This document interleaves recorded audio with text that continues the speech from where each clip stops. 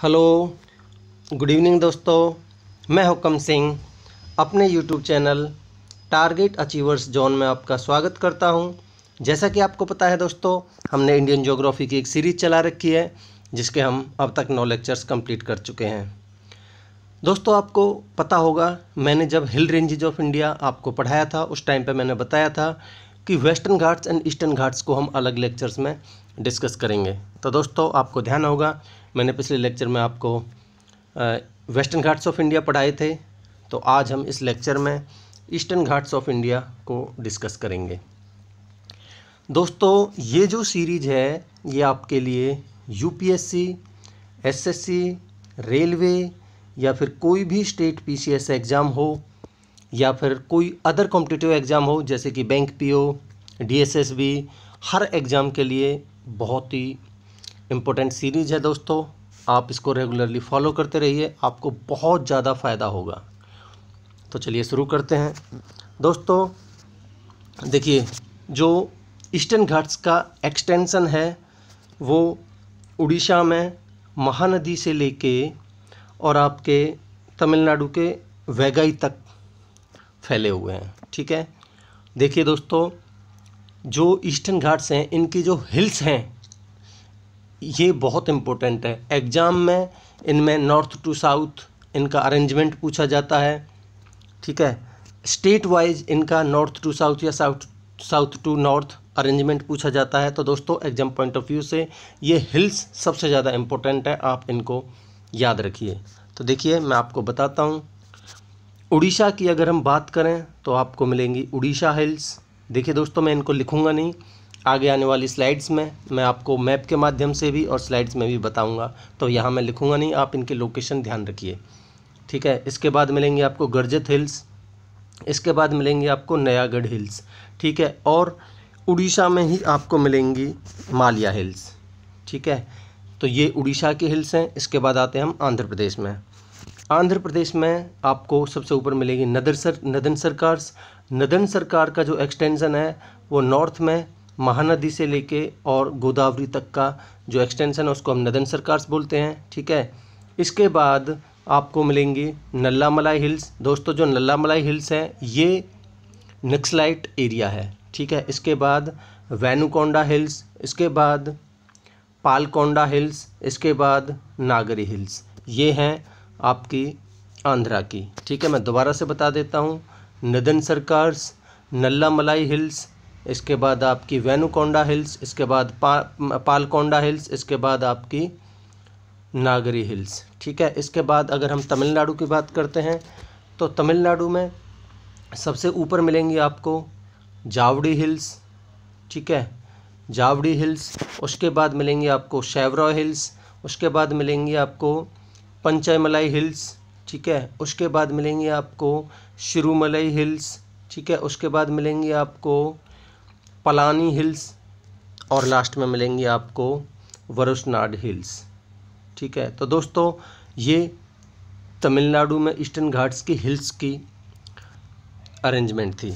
ठीक है, तो आप इनको ध्यान रखिए। नॉर्थ टू साउथ मैं आपको दोबारा से बता देता हूँ। तमिलनाडु की सबसे ऊपर मिलेंगी आपको जावड़ी हिल्स, उसके बाद में मिलेंगी सेवरो हिल्स, उसके बाद पंचमलाई हिल्स, उसके बाद आपकी सिरुमलई हिल्स, उसके बाद आपकी Palani hills and last one are the Varushanad hills. ठीक है, तो आई होप आपको इनका अरेंजमेंट समझ आया होगा। बाकी मैं स्लाइड्स के माध्यम से, मैप के माध्यम से आपको समझाऊंगा। तो देखिए, अगर हम ईस्टर्न घाट्स पढ़ रहे हैं तो थोड़ा ईस्टर्न घाट्स के बारे में जान लेते हैं। जो ईस्टर्न घाट्स हैं वो ऑलमोस्ट जो हमारे ईस्टर्न घाट्स का जो बेस है और जो कोस्टल रीजन है इनके बिल्कुल पैरेलल में फैले हुए हैं। ठीक है, ये बहुत ज़्यादा कंटिन्यूस नहीं है, यानी कि ये ब्रोकन और डिटैच्ड हैं। ठीक है, जो कि उड़ीसा में महानदी से लेके तमिलनाडु के वैगाई तक फैले हुए हैं, जैसा कि मैंने आपको बताया भी था।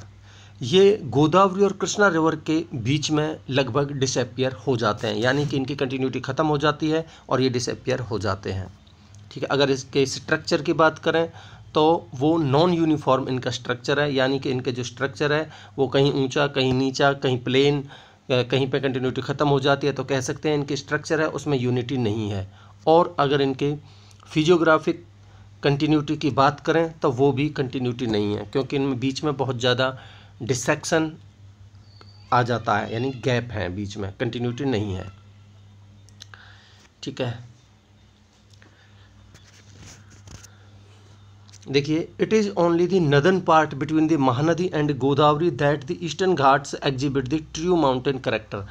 मतलब ये है कि जो ईस्टर्न घाट्स के जो मेन जो ट्रू करेक्टर एग्जिबिट करते हैं जो ईस्टर्न घाट्स का यानी माउंटेन्स का, वो केवल नदर्न पार्ट है ईस्टर्न घाट्स का, यानी कि यहाँ पे जो हिल्स हैं वो बहुत ज़्यादा ऊंची हैं, और बाकी अगर हम साउथ की तरफ जाएंगे तो वो लगभग कहीं पे ख़त्म हो जाएंगे, कहीं पे हाइट बहुत कम मिलेगी आपको। तो इस तरीके का इनका स्ट्रक्चर है। ठीक है, देखिए, इसके आपको मालिया हिल्स मैंने बताई थी, ये आपको उड़ीसा में मिलेंगी। इसके बाद माडुगुडा हिल्स, ये आपको आंध्रा में मिलेंगी। ये इसी रेंज का हिस्सा है जो नदर्न ईस्टर्न घाट्स वाला हिस्सा है।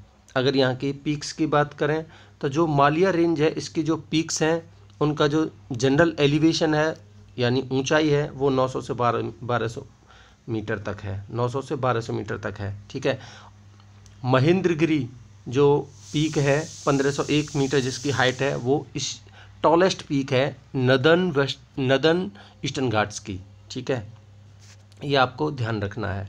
इसके बाद माडुगुला की अगर हम एलिवेशन देखें तो वो 1100 से लेकर 1400 मीटर तक इनका एलिवेशन है, यानी एक एवरेज एलिवेशन। ठीक है, बट कुछ रेंजेज यहाँ 1600 मीटर से भी ऊपर हैं, जैसे कि जिंदागढ़ पीक 1690 मीटर, जो कि ईस्टर्न घाट्स की सबसे हाईएस्ट पीक भी है। ये जिंदागढ़ पीक, ये आपको ध्यान रखिए।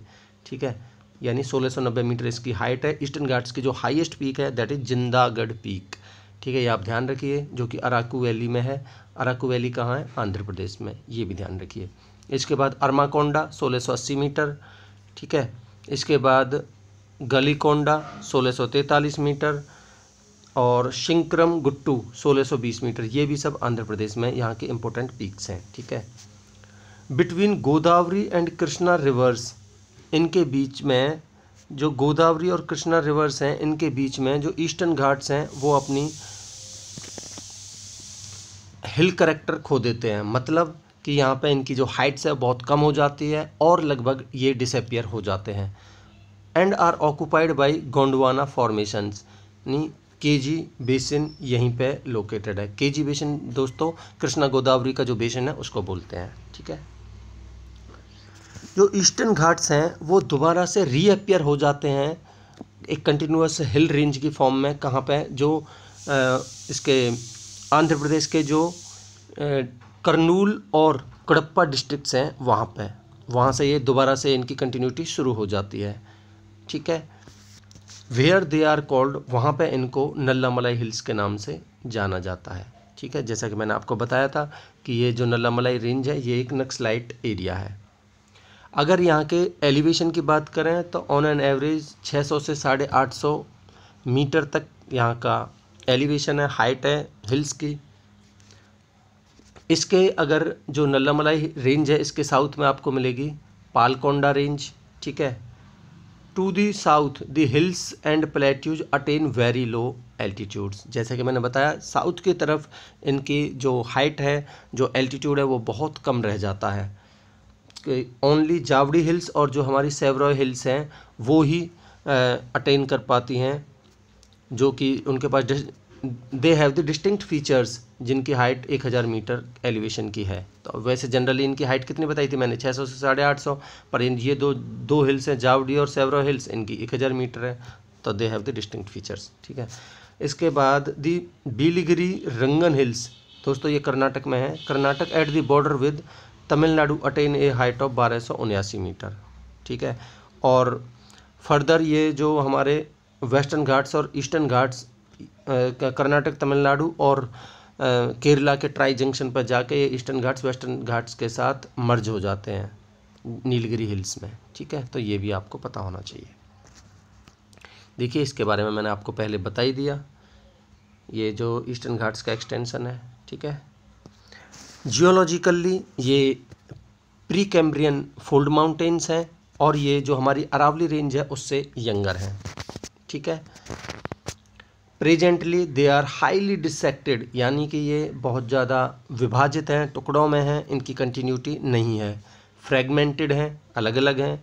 And appear as hills of denudation, यानी कि ऐसे एपियर होता है कि जैसे नदियों के द्वारा जो हिल्स को काट काट के बहाकर ले जाया जाता है, उसको डिनंडेशन को बोलते हैं। तो हिल्स ऑफ डिनंडेशन की तरह प्रतीत होती हैं।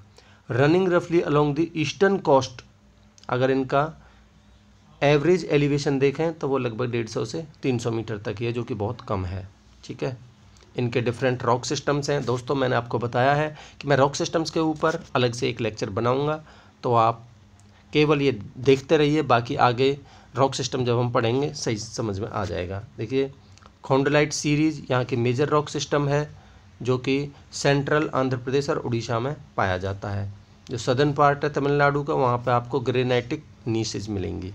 ठीक है, और यहाँ के जो पेनिनसुलर रिवर्स हैं वो इनको कट करके यू शेप बनाती हैं, जिसकी वजह से ये जो माउंटेन्स है ये बहुत ज़्यादा फैले हुए हैं, स्कैटर्ड हो जाते हैं, अलग अलग हैं। ठीक है, तमिलनाडु में जो हिल्स हैं इनको सेवरा हिल्स के नाम से जाना जाता है, जावड़ी हिल्स के नाम से जाना जाता है, ये मैंने आपको बता ही दिया। और आंध्र प्रदेश में इनको Palkonda range, Velikonda range and Nallamalai hills, ये मैंने आपको बताया था अरेंजमेंट में। देखिए सबसे ऊपर नल्लामलाई, उससे नीचे वैलीकोंडा, उसके नीचे पालकोंडा। ठीक है, इसके बाद it is called northern Circars between, किस किस के बीच में, गोदावरी और नर्मदा बेसिन के बीच में, जो कि मैंने आपको पहले बता ही दिया है। और यहाँ के जो which are the highest part of the Eastern Ghats, यहीं पे सबसे ज़्यादा हाइट अटेन करते हैं ईस्टर्न घाट्स। बाकी साउथ में जैसे जैसे साउथ में आएंगे इनकी हाइट बहुत कम होती जाती है, ये आपको पता होना चाहिए। ठीक है, अगर हम उड़ीसा में देखें तो इसका जो हाईएस्ट पॉइंट है दैट इज़ महेंद्रगिरी, जो कि गंजम डिस्ट्रिक्ट में है उड़ीसा के। ठीक है, these mountains are hardly water side. Water side दोस्तों एक अलग से मैं बताऊंगा, वैसे बाकी मोटा मोटा मैं बता देता हूं आपको। वाटर साइड एक ऐसा लैंड एरिया होता है that channels rainfall snow melt, किसमें, to creeks streams and rivers. Eventually जो हमारे ओवरफ्लो पॉइंट्स हैं जैसे कि रिजर्वॉयर्स, बेज, ओशियंस, तो ये सब इनको चैनल करता है। तो ये वाटर साइड यहाँ बहुत कम मिलेंगे।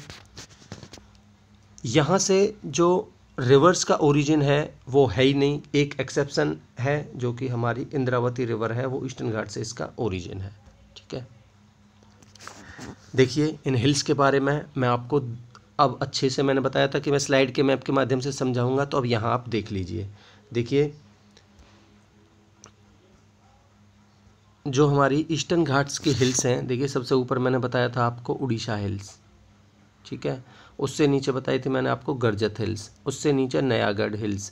ठीक है, उसके बाद देखिए अगर हम आंध्र प्रदेश की बात करें तो नदर्न सरकार्स बताया था आपको, उससे नीचे मैंने बताई थी नल्लामलाई हिल्स, उसके बाद वेनुकोंडा हिल्स, उसके बाद पालकोंडा हिल्स और नागरी हिल्स। तो यहाँ तक है आंध्र प्रदेश का रीजन। उसके बाद अगर हम तमिलनाडु की बात करें तो आपको मिलेंगी जावड़ी हिल्स, उससे नीचे सेवरा हिल्स मैंने बताया था, उसके बाद पंचमलाई हिल्स बताई थी आपको, उसके बाद सिरुमली हिल्स बताई थी, उसके बाद पलानी हिल्स बताई थी, उसके बाद वरुसनाड हिल्स बताई थी। तो दोस्तों इनका जो अरेंजमेंट है ये आपके टिप्स पे होना चाहिए, नॉर्थ टू साउथ या साउथ टू नॉर्थ, और state wise north to south और साउथ टू नॉर्थ आपको पता होना चाहिए। दोस्तों ये यूपीएससी का भी फेवरेट रीजन है क्वेश्चन उठाने का, तो आपको पता होना चाहिए। ठीक है, देखिए अगर हम वेस्टर्न घाट्स और ईस्टर्न घाट्स में थोड़ा डिफरेंस देखें तो ये हमारे इधर साइड के वेस्टर्न घाट्स हैं, इधर साइड के ईस्टर्न घाट्स हैं। तो अगर इनकी मैं एलिवेशन की बात करूं तो वो 600 से 1200 मीटर जो कि मैंने आपको बताया, और जो ईस्टर्न घाट्स हैं इनका 150 से 300 मीटर तक ही है ऑन एन एवरेज। ठीक है, यहाँ का जो रॉक सिस्टम है वो कैर्नोसेट है, और यहाँ पे आपको नीशेज, खोंडलाइट, धारवाड़, ये सब मिलेंगे। ठीक है, इसके बाद यहाँ पे मोस्ट इम्पोर्टेंट आपको वाटर साइड भी मिलेंगे। ठीक है, और इसकी जो in southern India all east flowing rivers यहाँ से इमर्ज होती हैं, पर यहाँ पे देखें तो वाटर साइड बहुत पुअर है और यहाँ से कोई रिवर्स नहीं निकलती एक्सेप्ट इंद्रावती। ठीक है, जो कि मैंने आपको बता ही दिया। इसके बाद यहाँ की जो हिल्स की फॉर्मेशन है दैट इज़ ट्रैपन टाइप। ट्रैपन टाइप दोस्तों मैंने पिछले लेक्चर में आपको बताया था, जैसे कि जो स्टेयरकेस नुमा जो हिल्स वो होती है फॉर्मेशन, उसको बोलते हैं हम ट्रैपन। तो like formation look like block mountains in the west, और जो ये हैं ये एंशियंट फोल्ड माउंटेन्स हैं, ठीक है, एंड प्रेजेंटली माउंटेन्स ऑफ डिनंडेशन, ठीक है। इनको देखें तो ये डेंसली फॉरेस्टेड है और यहाँ पर लेस फॉरेस्ट है। मोस्टली आपको dry deciduous to moist deciduous forest मिलेंगे। दोस्तों फॉरेस्ट टाइप हैं जो इंडिया में, उनको मैं अलग से डिस्कस करूँगा अलग लेक्चर में, ठीक है। यहाँ पर जो सॉइल टाइप देखें तो वो लेटराइट सॉइल है वेस्टर्न घाट्स में, और ईस्टर्न घाट्स में आपको रेड सैंडी सॉइल मिलेगी। तो ये आपको मेन डिफरेंस पता होना चाहिए।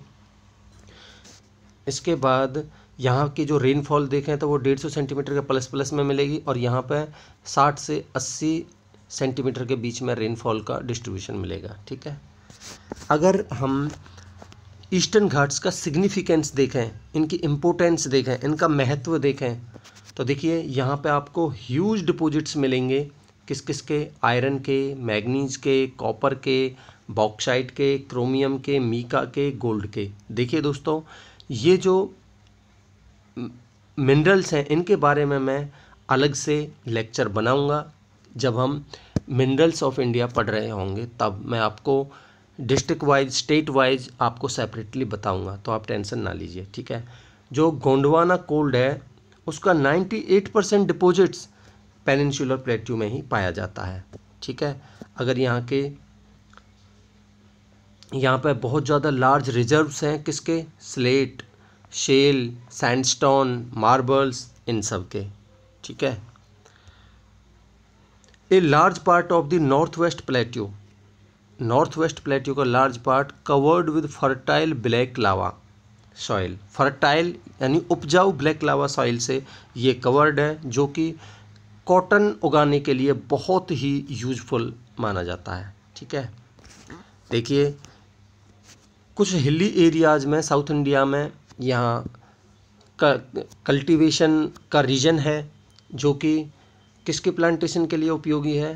टी, कॉफ़ी और रबर की प्लांटेशन के लिए बहुत ही ज़्यादा यूजफुल है, ठीक है। Some low lying areas of the plateau are suitable for growing rice, यानी कुछ लो लाइंग एरियाज़ हैं जो प्लेन्स हैं, वहाँ पे वो एरियाज राइस को उगाने के लिए बहुत ज़्यादा इम्पोर्टेंट है, बहुत ज़्यादा यूजफुल है, ठीक है। The highlands of plateau are covered with different types of the forests that provide a large variety of the forest products। देखिए जो प्लेट्यूज के जो हाईलैंड्स हैं यानी कि जो हिल्स हैं वो different types of the forest से कवर्ड हैं, जहाँ पे आपको different types of the forest products मिलेंगे, ठीक है। जो वेस्टर्न घाट्स में रिवर्स ऑरिजिनेट होती हैं वो हाइड्रोसिटी डेवलप करने के लिए बहुत ज़्यादा अपॉर्चुनिटीज़ प्रोवाइड करती हैं, ठीक है, और एग्रीकल्चरल क्रॉप्स के लिए इरिगेशन फैसिलिटीज़ प्रोवाइड करती हैं, ठीक है। यहाँ पे आपको इन प्लेट्यूज में आपको बहुत ज़्यादा हिल रिजॉर्ट्स भी मिलेंगे, जैसे कि उदगमंगलम जिसको हम ऊटी बोलते हैं तमिलनाडु का, ठीक है, पंचमढ़ी, ठीक है, उड़ीसा का, इसके बाद कोडाईकोनल, इसके बाद महाबलेश्वर महाराष्ट्र, खंडाला महाराष्ट्र का, माथेरन महाराष्ट्र का। दोस्तों ये माथेरन कौन से स्टेट में है? ये एक बार एसएससी में क्वेश्चन पूछा हुआ है, तो ये महाराष्ट्र में है। माउंट आबू राजस्थान में, ठीक है।